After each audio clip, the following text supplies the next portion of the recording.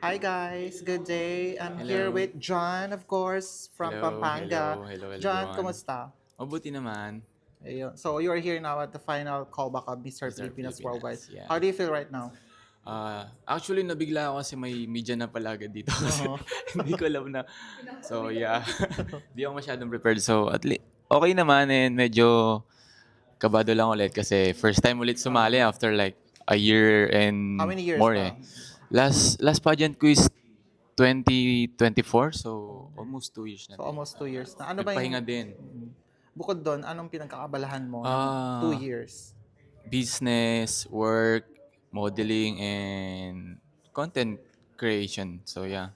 So aside from being a content creator, hmm tapos sa businessman or open-minded sa Yeah. business, and of course a model, what else do you think is your edge among other applicants ngayon? Siguro yung experience ko din when it's come to pageantry kasi I've been joining pageant na since when I was in high school. So this time is different kasi it's gonna be on national. So if ever man na manalo ako dito, I have the chance to represent the Philippines internationally. So, pressure din, pero I will do my best. So, yeah. As a content creator, if given a chance na manalo ka dito sa Mr. Pilipinas Worldwide, how are you going to use your platform or the platform of Mr. Pilipinas Worldwide? Siguro, I will use it sa pamamagitan ng pagiging inspirasyon sa mga kabataan kasi lalo na ngayon sobrang powerful ng social media. So, whatever you do in social media, at least I will do it uh, para matulungan, pag-inspire ng mga kabataan and ma-motivate man sila kung may mga pangarap sila sa buhay nila, abutin lang nila yon and wag silang susuko. So yeah. Ayun. And bilang isang pageant veteran, of Mhm. course, ano yung pinakamahirap na naranasan mo?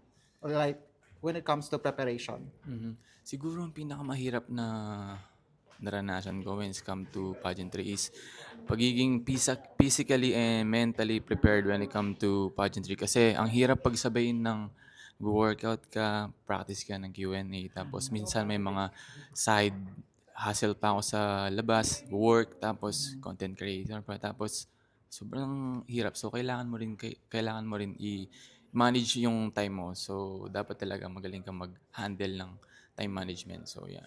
All right, one last thing na lang, your message to your fans and supporters and as well as the persons behind your Mr. Pilipinas Worldwide journey. So, sa mga maka-babies dyan, hello. Salamat sa suporta nyo. And once again, sana suportahan nyo ulit ako sa Mr. Pilipinas Worldwide Journey ko. And sana wag kayo magsawa. Mahal ko kayo. And sa MPW organization and behind my journey here, salamat sa suporta and sa tulong nyo. So, I love you all. Wag sana kayo magsawa. Bye. Your social media platforms So as well. you can follow me on Facebook, Instagram, TikTok at John BNFC.